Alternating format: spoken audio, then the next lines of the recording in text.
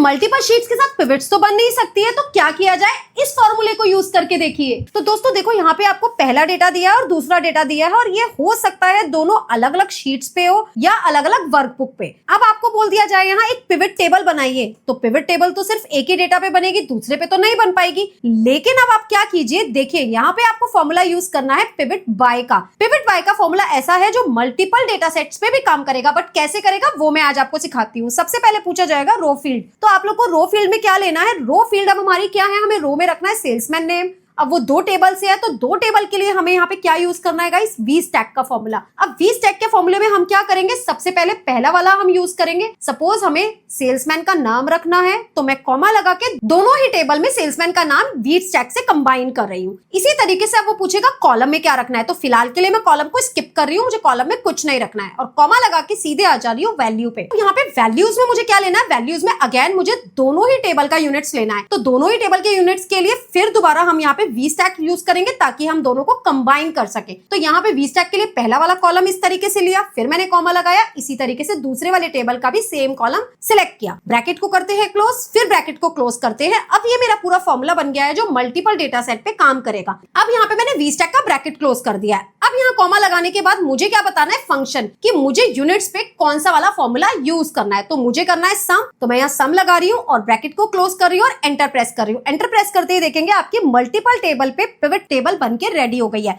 तो ऐसी मजेदार वीडियो के लिए जल्दी से फॉलो कर लीजिए डेटा चैम्प को।